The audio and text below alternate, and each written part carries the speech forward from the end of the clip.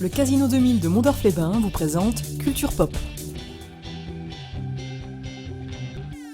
Bonjour à toutes et à tous et bienvenue dans Culture Pop. Aujourd'hui, l'auteur-compositeur-interprète Laura Cahen vous fera découvrir ses chansons pop jazzy. Le collectif Paradigme nous ouvrira les portes de ses bureaux. Nous vibrerons au son du hip-hop de Rachid Wallace qui sera à mes côtés sur ce plateau. Mais tout de suite, je file rejoindre mon invité du jour, à savoir Isabelle Chaigne, directrice de l'autre canal à Nancy. Culture Pop, c'est parti.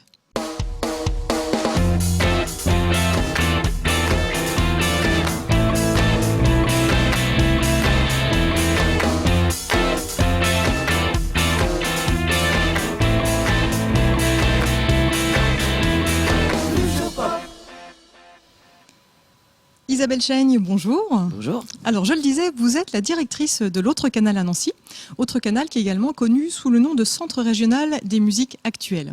Un lieu qui existe depuis 2007. Alors, avant de parler un peu de la vocation de ce lieu, est-ce que vous pouvez expliquer peut-être aux téléspectateurs ce que sont les musiques actuelles, qu'on appelle aussi, je crois, musique amplifiée? Alors, c'est pas tout à fait le même truc, mais voilà, les musiques actuelles, pour faire très très simple et comprendre très vite, c'est tout ce que ne sont pas les musiques classiques et contemporaines, on les met dans les musiques actuelles.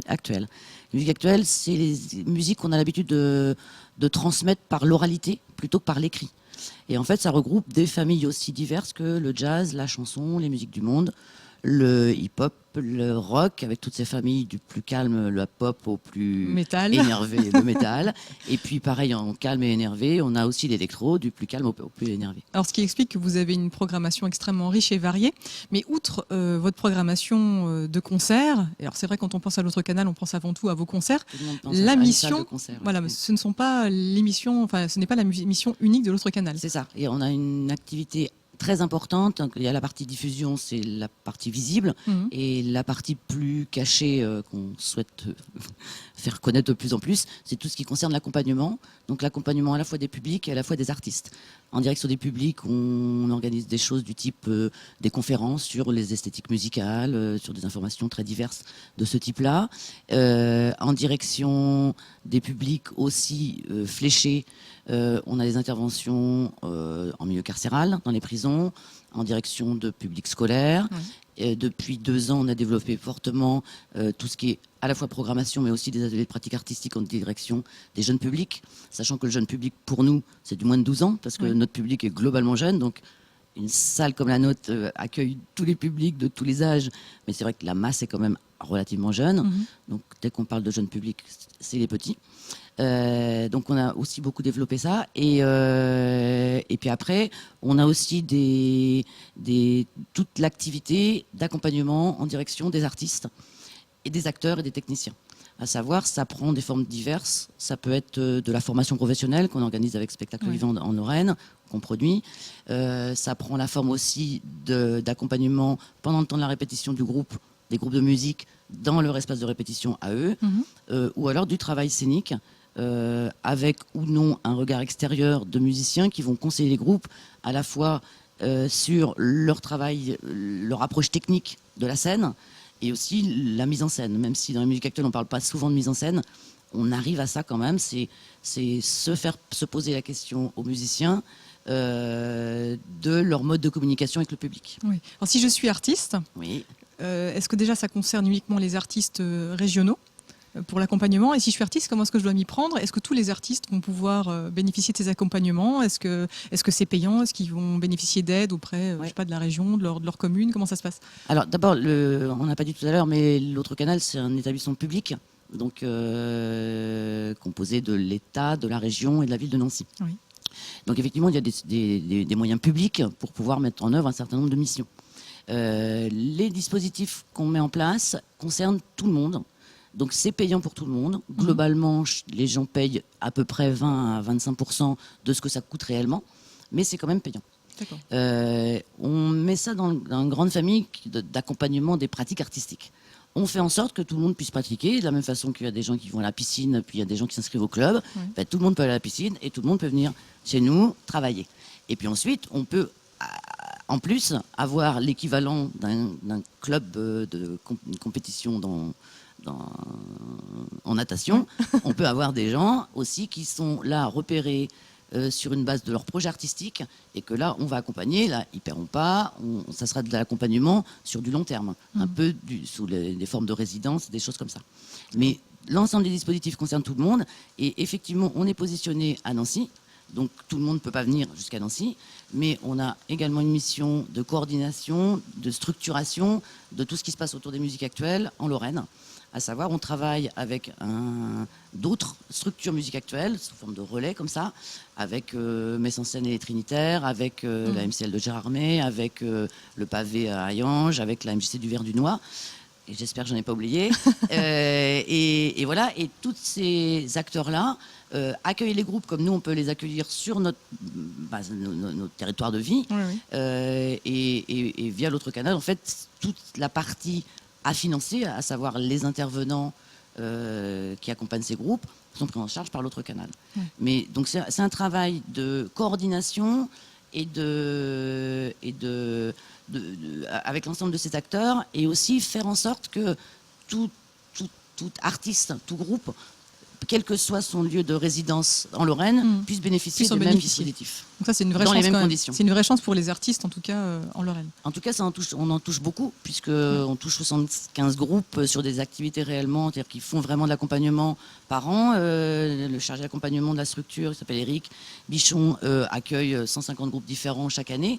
Et là, je parle que de l'autre canal. Après, il y a les autres acteurs aussi qui mènent ces dispositifs. Alors, outre cet accompagnement, on peut bien évidemment ne pas parler de votre programmation. Alors, qu'est-ce que vous nous réservez, par exemple, comme temps fort pour cette année 2011-2012 et alors une programmation encore qui va être hyper éclectique? Alors, d'abord, il faut savoir que nous, on programme à 3 mois, donc j'aurai beaucoup de mal à vous dire ce qu'on va faire l'année prochaine, à part que je peux quand même vous dire qu'on va fêter nos 5 ans en mars prochain.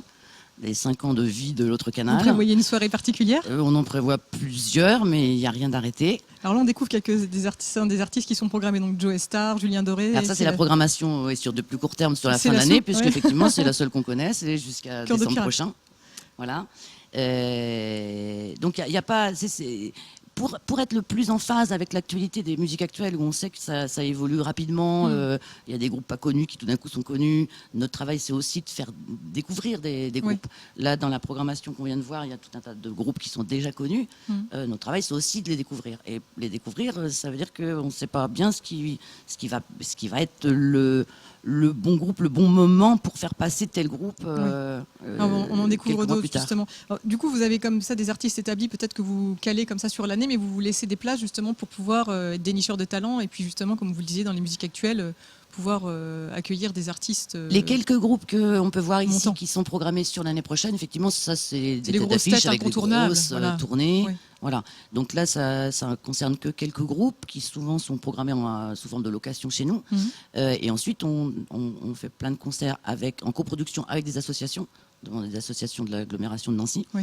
Avec qui on coproduit. Pour moi, l'arrivée de ce lieu sur le territoire de la Lorraine, il fallait faire très attention, et on a fait très attention à ce que ça n'écrase pas l'activité et les envies de programmation, de participation, de la mise en place d'événements, à la fois des acteurs, des associations qui font ça pour leur plaisir, et aussi du monde professionnel dont c'était le travail, et puis qu'il fallait plutôt monter des dispositifs de collaboration, de coopération et de coproduction, plutôt que d'arriver en terrain conquis. Et c'est ce qu'on a fait. Et j'espère, en tout cas, c'est une de mes fiertés, c'est d'avoir, je pense, réussi à ce que chacun puisse trouver sa place le plus possible dans le fonctionnement même de cet équipement et dans les types de production. Quelqu'un en tout cas qui a bénéficié de votre travail, c'est une jeune artiste nancéenne que vous connaissez puisqu'elle est passée chez vous, elle s'appelle Laura Cahen. Oui, et elle repassera chez nous. Et elle va repasser chez vous, elle va passer en première partie de Jean-Louis Murat, ce sera le 2 novembre. Oui. Et donc effectivement, Laura Cahen, c'est une artiste qui distille une chanson pop jazzy, de très beaux textes poétiques, beaucoup de jeux de mots. C'est très fin, une voix particulière qui peut rappeler de temps en temps celle de Billie Holiday, vraiment un grain de voix particulier. Et je vous propose de découvrir son portrait.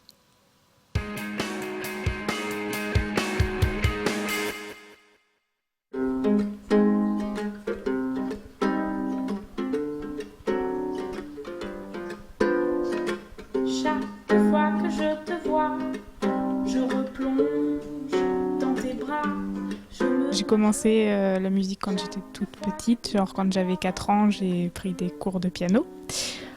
Ensuite, j'ai fait un peu de violon. Ensuite, à 10 ans, j'ai voulu chanter, donc j'ai pris des cours de chant un peu. Après, comme j'aimais bien chanter, j'ai voulu m'accompagner à la guitare, donc j'ai appris la guitare. Puis je suis allée dans une école qui s'appelle MAI à Nancy, où j'ai fait ça pendant 1 an, du chant, tout ça. Et puis je suis sortie major de promo, et puis voilà, maintenant je fais que ça. Je tournais déjà avant avec un groupe qui s'appelle 2L, qui existe toujours d'ailleurs. Et en fait, cette école, c'est vrai que ça m'a permis de faire de la musique tous les jours, de chanter tous les jours et de rencontrer plein de gens.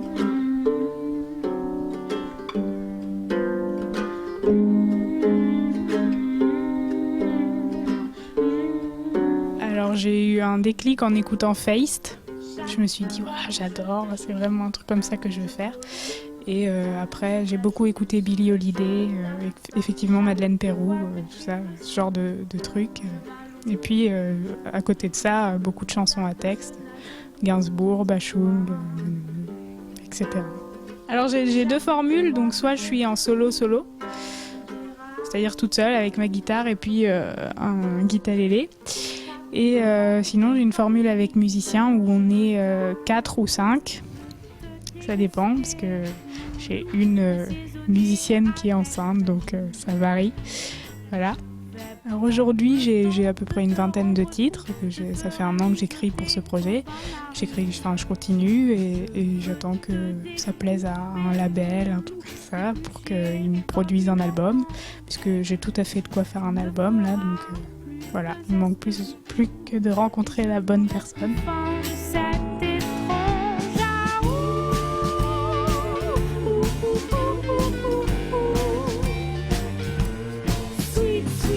Là, je vais bientôt faire une tournée au Québec. Je prépare ça depuis 1 mois à peu près, donc ce sera entre février et mars 2012. Je vais partir 15 jours, 3 semaines pour aller jouer au Québec. J'ai quand même remarqué que souvent, quand les artistes reviennent d'une tournée à l'étranger, après, ils ont plus de facilité à tourner en France. Je me suis dit que c'était peut-être une bonne idée de faire ça. Et puis là, il y a déjà 9 salles qui sont prêtes à m'accueillir là-bas. Donc c'est super. Voilà. Je voudrais que tu me piques, que tu me plaques, que tu me battes, que tu me... Je voudrais que tu me cliques, que tu me claques, que tu me flattes, que tu me laisses, hélas.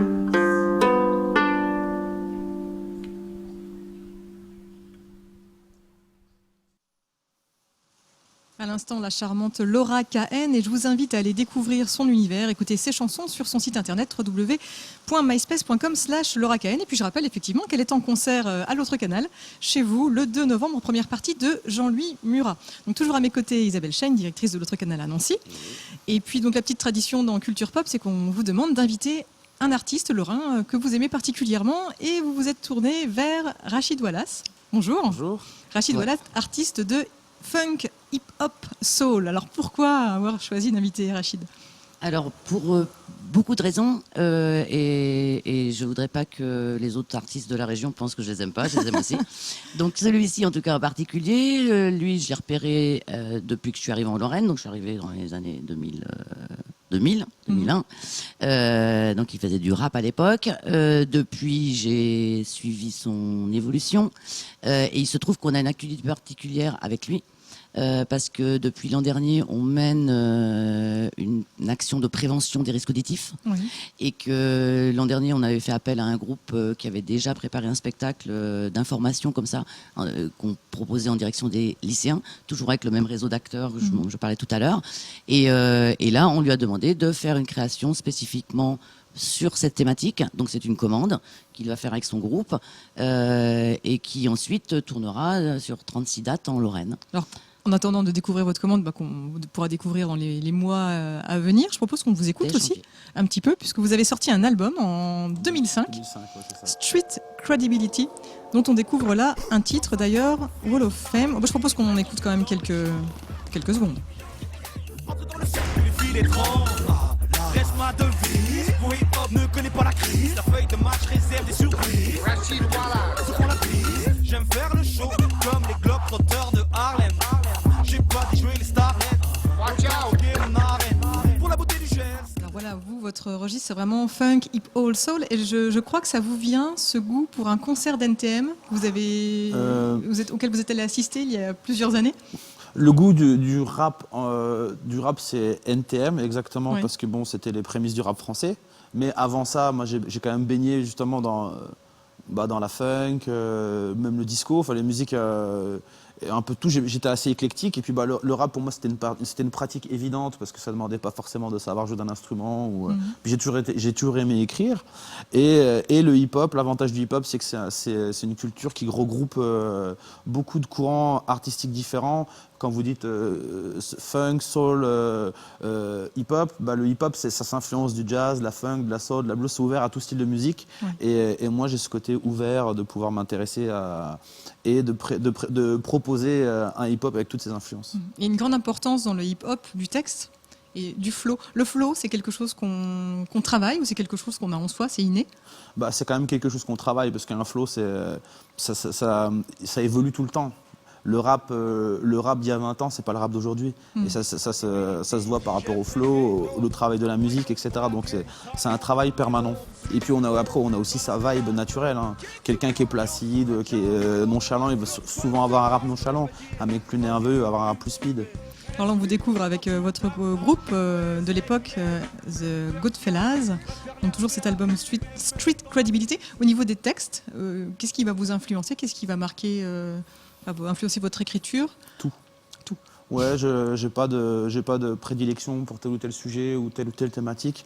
C'est vraiment au feeling, ça dépend de l'humeur du moment, de ce que vous avez vécu, de quelque chose qui vous a marqué, de souvenirs, de projections, etc. Et j'ai pas de sujet précis. Alors quels sont vos projets à l'heure actuelle, puisque cet album dont je parlais, Street Credibility, il est sorti en 2005, on peut encore aller sur toutes les bonnes plateformes de téléchargement pour l'écouter, puisqu'il y a de très bonnes chansons sur cet album. Vous disiez donc ce projet avec l'autre canal. Est-ce qu'il y a d'autres projets ou est-ce que ça fait partie de la priorité pour le moment? La priorité, je suis en création, c'est de travailler sur un nouvel album qui sera différent de celui-là parce que celui-là n'a pas été fait avec des musiciens, c'était beaucoup à base de samples. Et là, ce serait faire un album acoustique qu'avec des musiciens. Donc ça marque aussi une évolution et le style que je veux développer. Donc c'est vous qui chapeautez le tout, c'est-à-dire que vous avez déjà votre mélodie en tête, vous écrivez vos textes et puis après vous allez voir tel et tel musicien, on lui disons que j'ai une idée générale déjà de la couleur musicale que je veux. Je sais que c'est moi, ça va être bien sûr inspiré beaucoup du funk.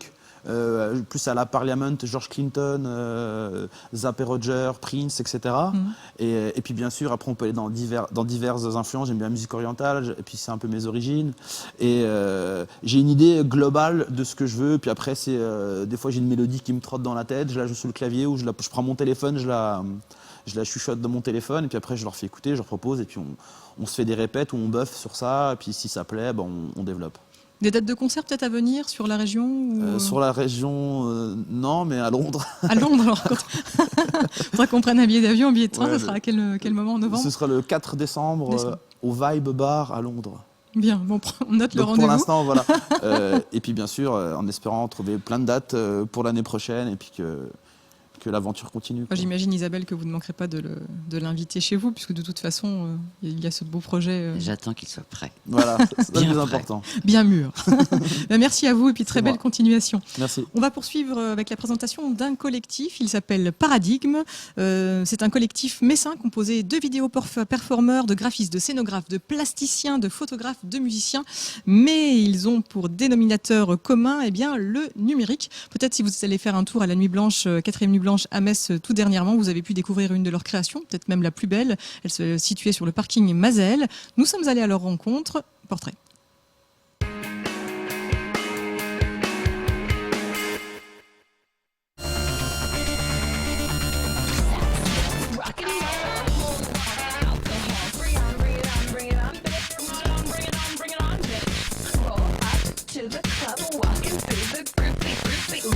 La vocation de l'association, c'est regrouper des artistes, plutôt lorrains, parce que c'est vrai qu'il manque de dispositifs qui accompagnent tous ces artistes et qui essayent de les professionnaliser.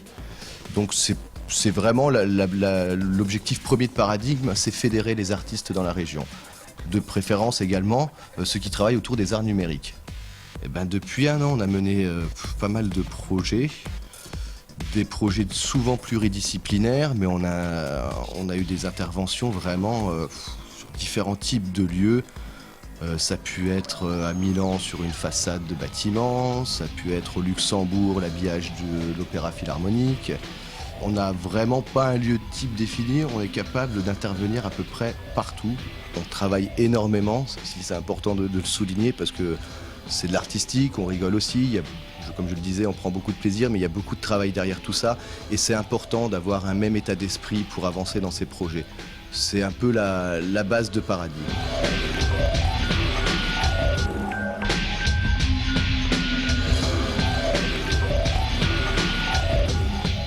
Le mapping, c'est quelque chose de très récent.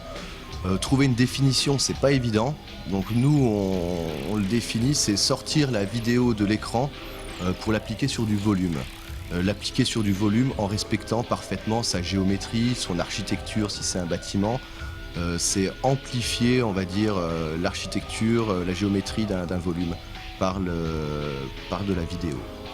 Je suis musicien, donc je travaille sur des bandes son. Pour l'instant, puisqu'on a décidé de développer les projets comme ça se fait déjà pas mal dans ce milieu-là. C'est-à-dire qu'on travaille ensemble pour que la musique vienne appuyer la vidéo et vice-versa sur les projets.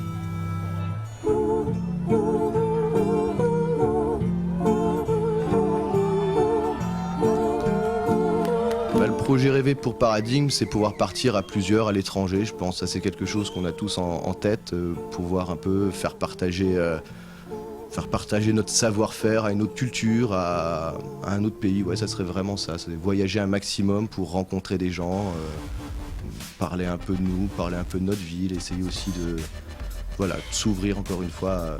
Et puis passer du bon temps aussi, parce que non, mais comme tous les artistes, c'est vrai que il y a quand même une part toujours une part de rêve dans tout ça, et certaines utopies peut-être, mais voilà quoi, c'est le but un jour de faire vraiment ce qu'on veut dans la vie, ce qu'on aime au fond. Et essayer de le partager comme il dit, et puis partager ça entre nous aussi parce que c'est des moments super importants dans la vie, quoi. Quand on fait des choses avec passion, ça se ressent forcément, le public le ressent, donc oui, je crois que avant tout c'est ça, c'est le mot-clé, c'est plaisir. Ouais.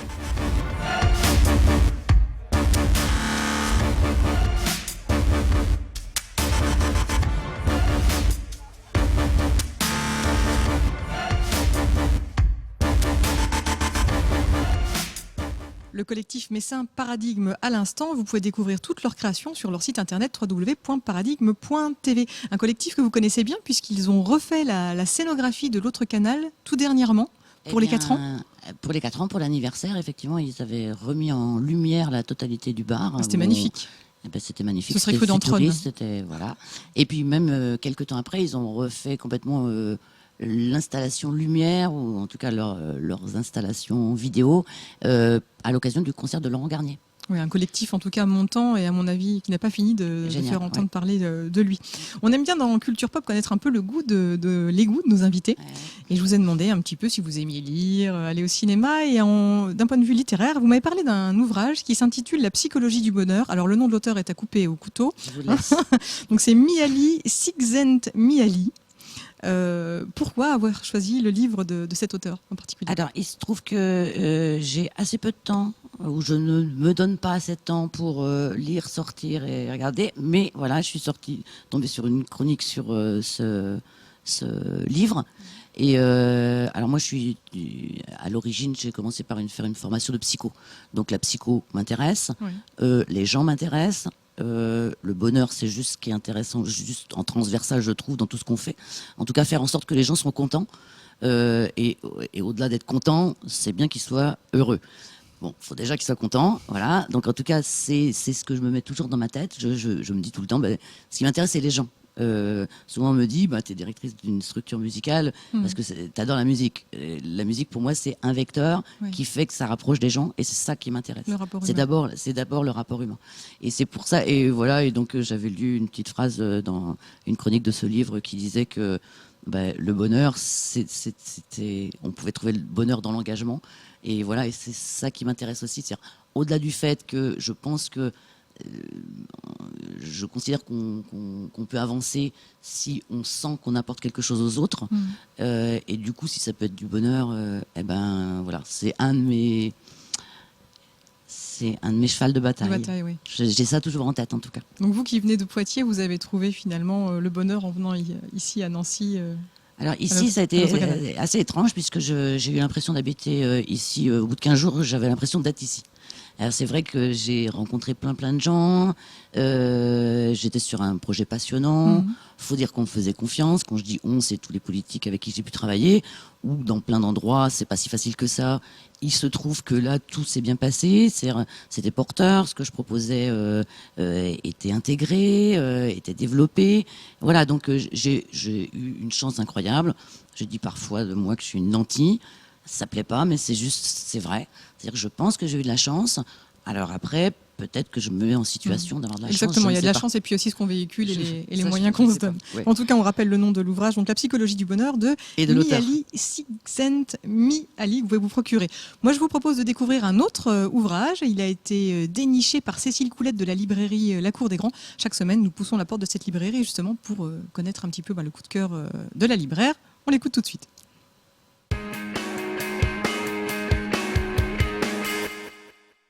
Aujourd'hui, je voulais vous parler d'un auteur et pas d'un livre. Donc plutôt, je voudrais vous parler de 4 livres d'Ingrid Taubois. Ingrid Taubois, elle est romancière et voyageuse. Donc elle est partie en Afghanistan, en Géorgie. Enfin, elle a énormément voyagé et ça, on retrouve de ça dans ses romans. Son premier roman a eu le prix du premier roman. Et là, je voulais surtout vous parler du Simulacre du printemps, qui était notre gros coup de cœur de cet été. Celui-là. La collection, Le bec en l'air, met en rapport toujours la photographie et la littérature. Donc dedans, vous avez des petites photos. Donc en fait, le principe, c'est Ingrid Taubois reçoit par la poste 24 tirages couleurs, sans date, sans indication de lieu ni de personnage. Et à partir de ça, elle va raconter une histoire. Et c'est vraiment une grande réussite. Et le nouveau qui vient de sortir pour la rentrée littéraire, c'est Soliziano. Là, c'est complètement déjanté et insolite. L'histoire d'une quinquagénaire qui, tous les jeudis, part rendre visite à un prisonnier, à la prison toscane qui s'appelle Soliziano, à un de ses anciens élèves qui est enfermé. Et tout le roman est construit comme un puzzle où chaque chapitre est une petite pièce que nous, lecteurs, devons replacer au bon endroit. Donc à vous de jouer. Vraiment un auteur à découvrir. J'espère que vous avez été convaincus. Donc il s'agit de l'ouvrage Soliziano d'Ingrid Taubois aux éditions Zulma. C'était donc le coup de cœur de Cécile Coulette, libraire à la Cour des Grands. Le site de la Cour des Grands s'affiche sur votre écran. Bon, on aurait pu parler cinéma. Je sais que vous adorez le film de Marjane Satrapi, Persépolis, qui à l'origine d'ailleurs est le roman, enfin la bande dessinée de Marjane Satrapi. J'ai les deux. Vous les avez lus, bon. Allez louer, regarder, acheter le roman de Marjane Satrapi aux éditions de l'association. Mais ce que j'avais envie de savoir aussi, c'était il y a un événement particulier auquel vous souhaitez assister dans la région. C'est un spectacle qui s'appelle Là-bas chez vous, qui va se dérouler au Théâtre de la Rotonde à Épinal au mois de je ne sais plus. Alors j'ai perdu la date, je crois Moi que c'est. aussi, j'ai perdu la date. Mais bon, voilà, on est bien avancé. Fin octobre. Fin octobre ou début mi-novembre. Et donc ce spectacle, ça concerne un groupe de hip-hop, Pokémon Crew. Alors de danse. De danse. De danse. Alors c'est vrai que j'ai une tendance à faire une filiation qui peut-être n'existe pas, mais en tout cas la danse hip-hop, je le mets dans la grande famille des musiques actuelles parce que ça m'arrange bien. Et il se trouve que cette année, fort du constat que le hip-hop en France, toute discipline artistique confondue, parce que le hip-hop c'est d'abord un mouvement. Alors on les découvre là, Pokémon Crew. Parfait. Donc, si on prend l'ensemble des disciplines, c'est vrai que moi je trouve que c'est sous-représenté dans la scène publique. On les voit peu. On sait qu'il y a beaucoup de pratiquants. Et je trouve qu'il y a. Alors, c'est surtout le rap qui a beaucoup de mal à être programmé. Oui. La danse fait plus unanimité, mais ça demande toujours du soutien.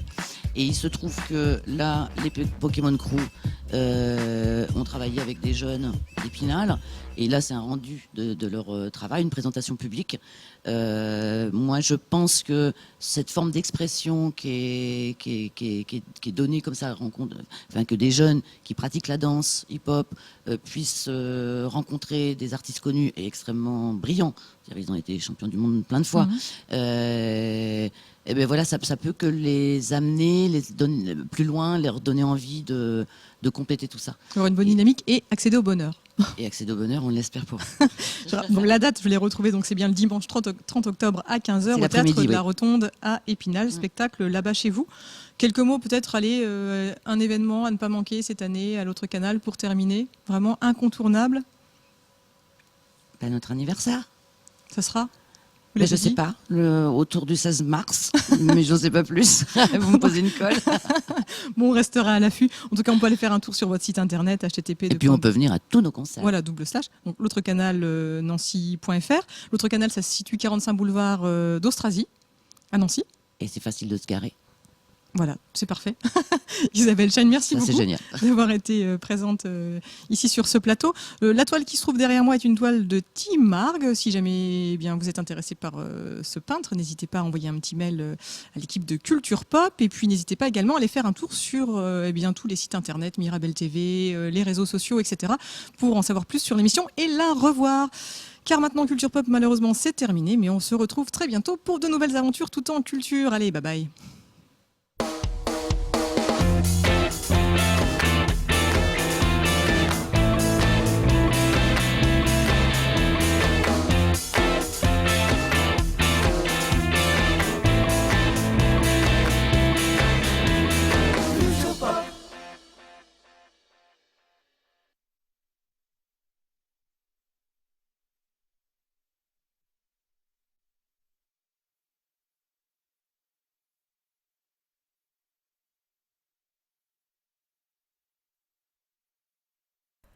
Le Casino 2000 de Mondorf-les-Bains vous a présenté Culture Pop.